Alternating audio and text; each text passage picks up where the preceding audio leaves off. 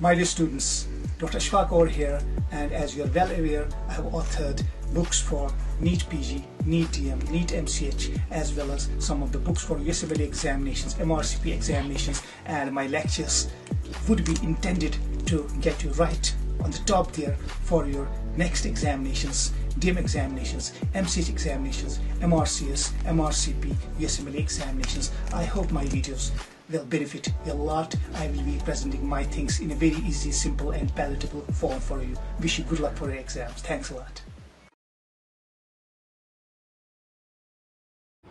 Today we would be taking up a very important intra-abdominal organ, a part of the biliary and the extrahepatic biliary system, and today we'll be dealing with the gallbladder. We will be dealing with the multiple aspects of gallbladder, the anatomy, the relation of the hepatic ducts, the relation of the vasculature concerning the gallbladder, and all the applied medical and surgical aspects related to the gallbladder. So as far as gallbladder is concerned, we have to remember that we have got the right lobe of the liver and the left lobe of the liver. From the right lobe of the liver, we have the right hepatic duct, and from the left lobe of the liver, we have the left hepatic duct, and they just come and join to form the common hepatic duct.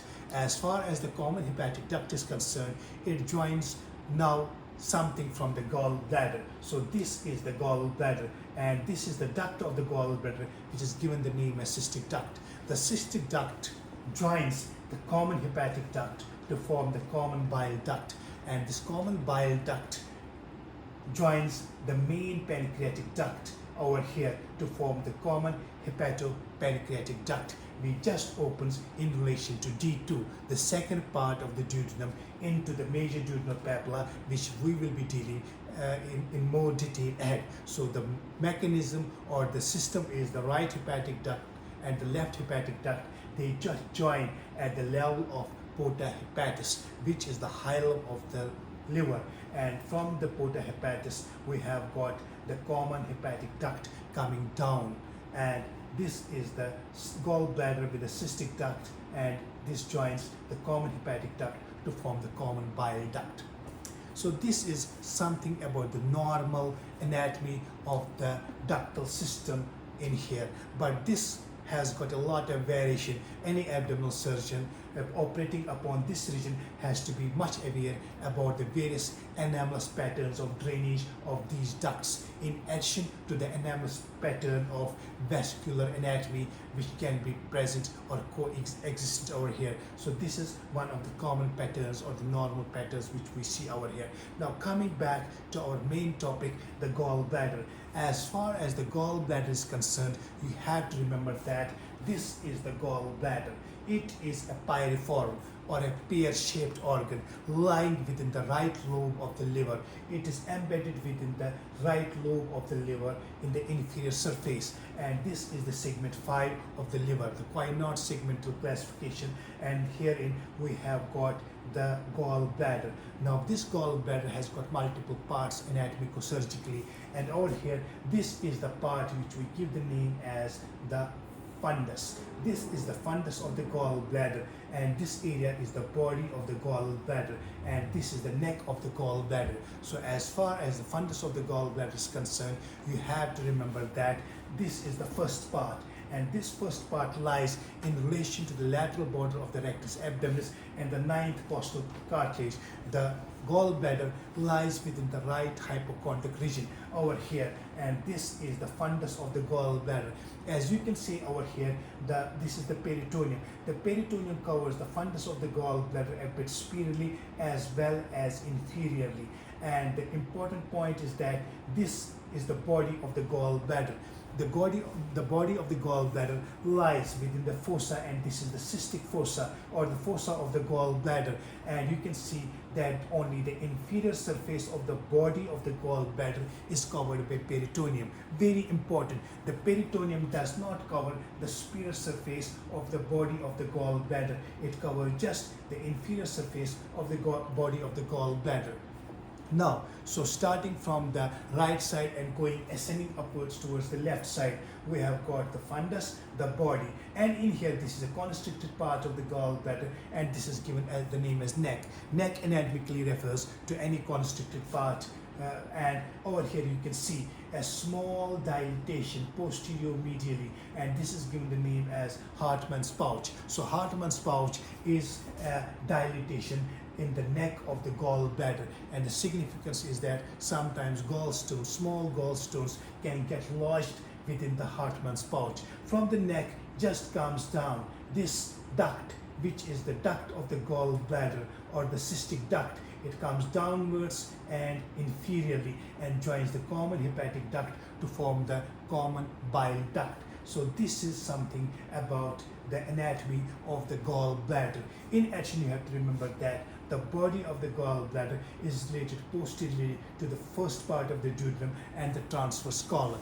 Very important. The transverse colon and the first part of duodenum lie posterior to the body of the gallbladder. This is something about the surgical anatomy of the gallbladder, the points which you have to remember very nicely. As far as the vascular supply of the gallbladder is concerned, you have to remember that there is something which we give the name as cystic artery. Cystic artery refers to the artery of the gallbladder, and mostly it is a branch of the right hepatic artery. As you can see the arterial tree over here, this is the gallbladder and this is the cystic artery, and the cystic artery usually arises as a branch of the right hepatic artery. So this is the cystic artery supplying the body and a part of the fundus of the gallbladder, and it arises usually I just referred and stress upon because most of the times it's a branch of the right hepatic artery, and this right hepatic artery is a branch of the hepatic artery proper, and hepatic artery proper is a continuation of the common hepatic artery. So reverse, common hepatic artery continues as the hepatic artery proper, and the hepatic artery proper gives the right hepatic artery, and the right hepatic artery gives a branch which is given the name as cystic artery. In addition, sometimes we can have the superior pancreaticoduodenal artery supplying the gallbladder as well. This is the normal pattern. In many of the cases we can have axillary cystic artery over here or the cystic arteries over here, and they can be arising from the right hepatic artery, from the left hepatic artery or the common hepatic artery. And there is one important clinical condition which is given the name as caterpillar turn or Moynihan's hump, and that is axillary cystic artery which comes here and makes a turn around the body and the fundus of the gallbladder. A surgeon operating in the region of the gallbladder should be aware of Moynihan's hump or the caterpillar turn or the anomalous pattern of drainage or the anomalous pattern of vascular supply which the gallbladder has. So he has to be very well acquainted with different patterns of the blood supply supplying the gallbladder. As far as the venous drainage of the gallbladder is concerned, the cystic vein drains the gallbladder and it just joins the portal vein, the right branch of the portal vein, and that's how the venous drainage of the gallbladder is done. Now, in addition to that, were the lymphatics. You have to remember that the gallbladder has got a specific lymph node, which is given the name as cystic lymph node of Lund. So, cystic lymph node is the node which just drains the gallbladder. In addition, we can have pancreatico-splenic group of lymph nodes, into which eventually the lymphatics of the gallbladder drain. Now, going back to the ductal system, we just did the right hepatic duct, the left hepatic duct, the common hepatic duct, the cystic duct, the common bile duct. Now over here, this is now the bile duct. We just have the bile duct, and this bile duct comes and over here, and here this is the pancreatic duct. The common bile duct just converges over here along with the pancreatic duct to form something, a dilated area, which we give the name as hepatopancreatic ampulla over here, hepatopancreatic ampulla. So this is the ampulla, this is the bile duct, and at the termination of the bile duct into the hepatic pancreatic ampulla, we have a sphincter over here, and this sphincter is given the name as sphincter choledochus or the sphincter of Boyden. So sphincter choledochus or sphincter of Boyden is the sphincter which is present at the termination of the bile duct, and here we have the pancreatic duct, and this pancreatic duct has also a sphincter which we give the name as sphincter pancreaticus over here. Now once the hepatopancreatic ampulla drains into the second part of duodenum into the major duodenal papilla, we have a sphincter over here as well, so which is given the name as sphincter of Oddi. So this is the sphincter of Oddi over here. So sphincter of Oddi is the sphincter present at the opening of the major duodenal papilla. So three sphincters you have to remember: sphincter of Boyden, the sphincter pancreaticus, and sphincter of Oddi. It should be well clear to you what we mean by each sphincter and the presence of these many sphincters near the termination of the pancreatic duct and the common bile duct. Now, as far as the gallbladder is concerned, we have got the sympathetic and the parasympathetic supply to the gallbladder, because gallbladder is concerned with the secretion of the bile. It's also concerned with motor activity. The parasympathetic system is motor to the gallbladder, and this time you have to remember, because gallbladder is important physiologically. Now over here you can have a look at the figure, and this is one important clinical condition why gallbladder is important. You can have the presence of stones within the gallbladder, within the body and the fundus of the gallbladder.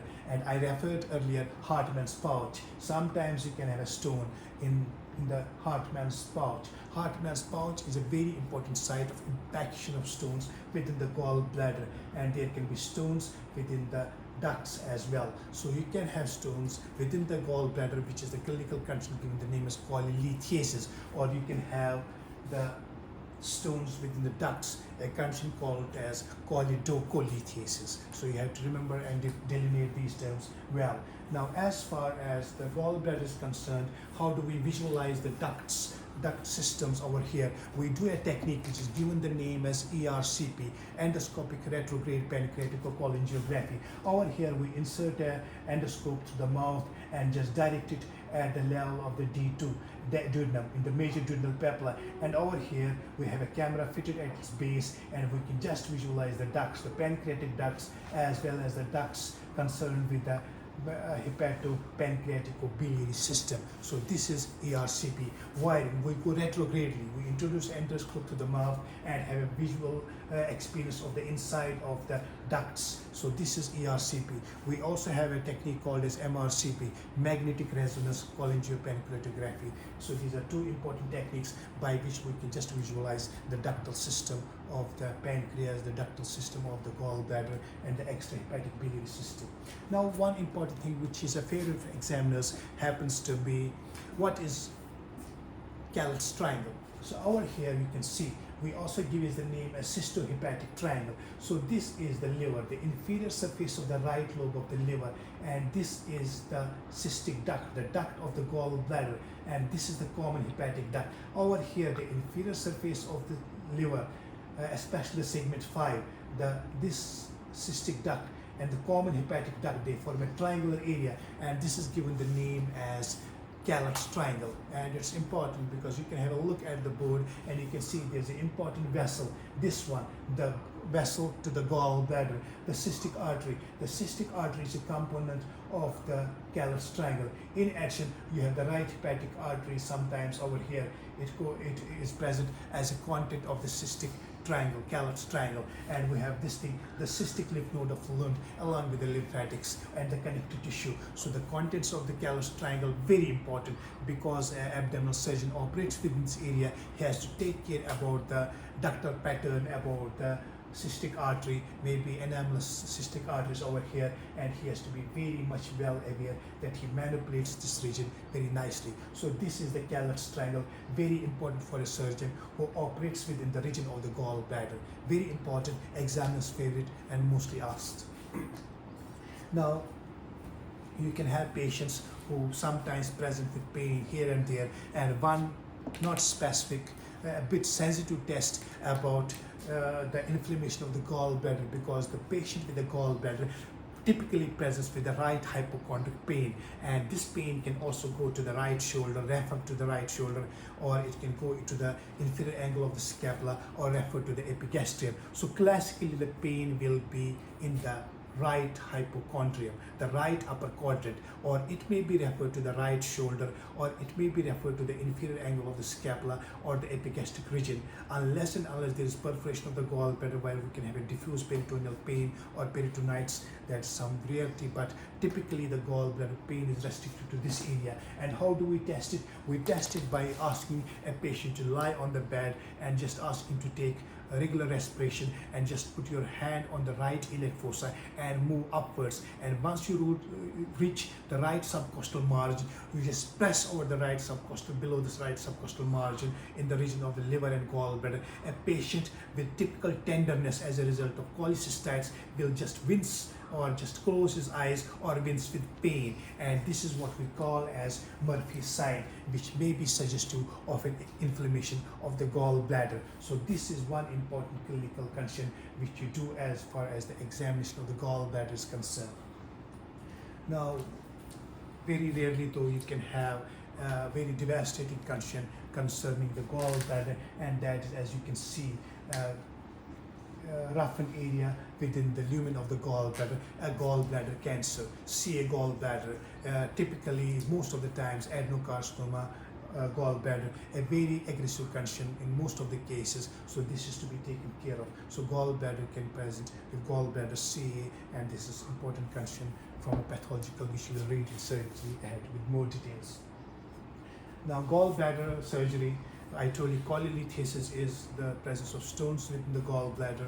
Choledocholitis is the stones within the ducts of the gallbladder and other ducts. And over here, we can do a procedure. I mean to say open cholecystectomy, but nowadays open procedures are not preferred, and we can use laparoscopic ports or laparoscopic surgery. So this slide demonstrates a laparoscopic approach to just removal of gallbladder, a term called as laparoscopic cholecystectomy. Cholecystectomy is the removal of gallbladder, and once it is done laparoscopically, we give it the name as laparoscopic cholecystectomy. So this is something which you have to remember from the gallbladder as far as its anatomy, surgical anatomy, the medical and surgical conditions related to the gallbladder are concerned. I hope that you revise this topic well.